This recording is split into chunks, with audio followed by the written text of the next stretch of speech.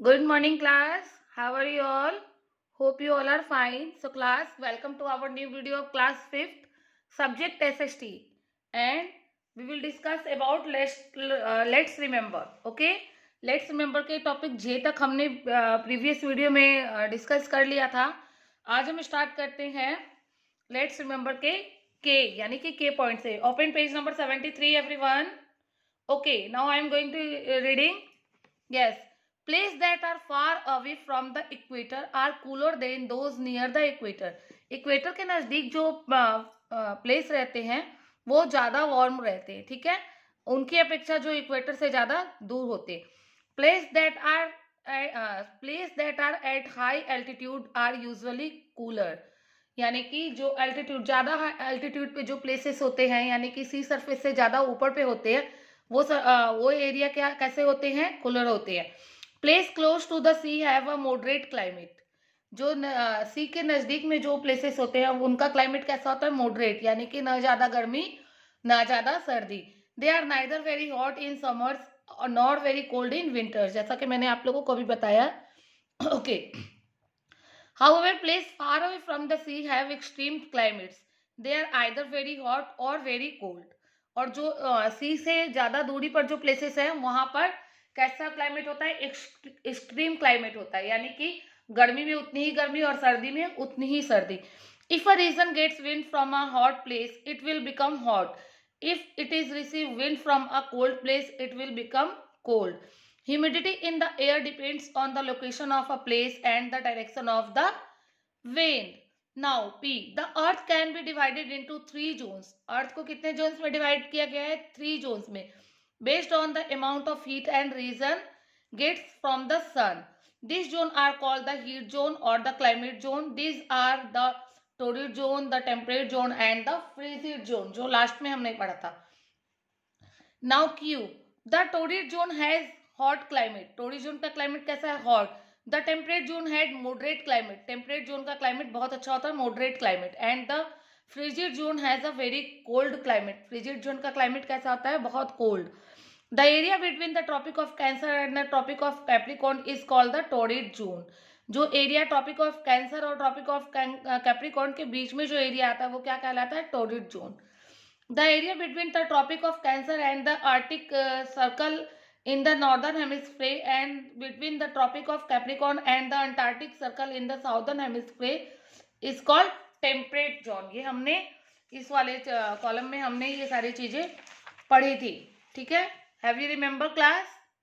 Hope you all remember. Okay, now the area located between the Arctic Circle and the North Pole in the northern hemisphere and between the Antarctic Circle and the South Pole in the southern hemisphere is called frigid zone. सबसे अपर और सबसे lower का जो area है Antarctic और Arctic circle का वो क्या कहलाता है, फ्रीजिड जोन. तो चलिए लेट्स रिमेंबर के थ्रू भी ये चैप्टर हमारा कंप्लीट हुआ.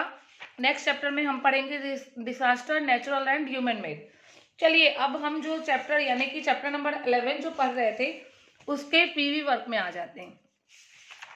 इसका पीवी वर्क हमने एक भी नहीं किया है. पीवी वर्क यानी कि माइटन 1 में क्या दिया गया हुआ है, write two difference between weather and climate on the basis of their meaning and frequency of change. आपको वेदर और क्लाइमेट के बीच चेंजेस बताने हैं, डिफरेंसेस बताने हैं. ठीक है, तो फर्स्ट ऑफ ऑल आप लोगों को वेदर का डिफिनेशन लिखना होगा. Weather is the condition that tell us how hot और cold is a place is. Whether it is raining और not.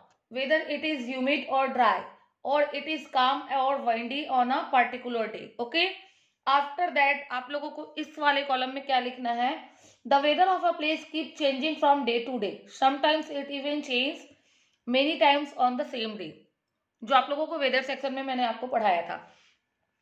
Now in climate section का आपको क्लाइमेट का डिफिनेशन देना है. क्लाइमेट इज द एवरेज और general weather condition of a place that continue for a long time, usually 30 years.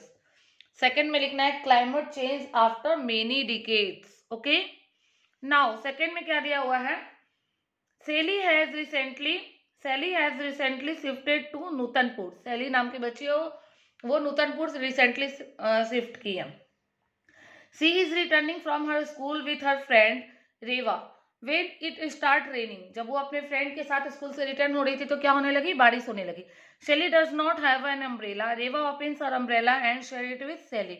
तो रेवा ने अपना अम्ब्रेला खोला और सेली के साथ शेयर किया। सेली ने अम्ब्रेला ले जाना सेली भूल चुकी थी। ओके, तो सेली क्या कह रही है, my father told me that Nutanpur has a warm climate, then why is it raining. तो सेली ने अपनी फ्रेंड रेवा को बताया कि मेरे फादर ने तो कहा था कि यहाँ का क्लाइमेट बहुत गर्म है, तो बारिश कैसे हो गई।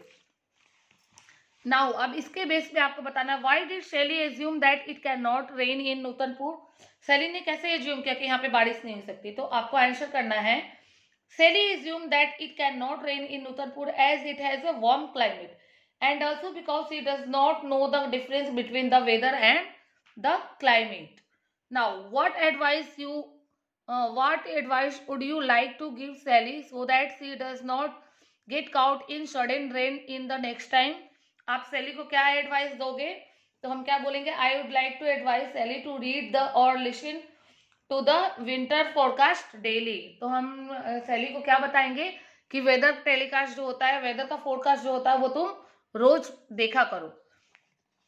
Now in my turn to parent guided activity है, क्या करना है, make this column on A4 size sheet and record the weather condition of your city town village for next 5 days. 5 दिन का आपको वेदर लिखना है, ठीक है। Compile the them in the form of a weather journal and share within the class. आपको क्या लिखना होगा उसमें, डेट, डे और season. Today the weather is, आपको जैसा भी सनी हो, क्लाउडी हो, मोस्टली क्लाउडी हो, रेनी हो, ठीक है। After that the maximum temperature, इस तरह करके आपको 5 डेज का बनाना है, ठीक है। ये टोटल पेरेंटल गाइडेड एक्टिविटी है, ये आपको खुद से करना है। Now in my turn 3, read the information about the location of this cities.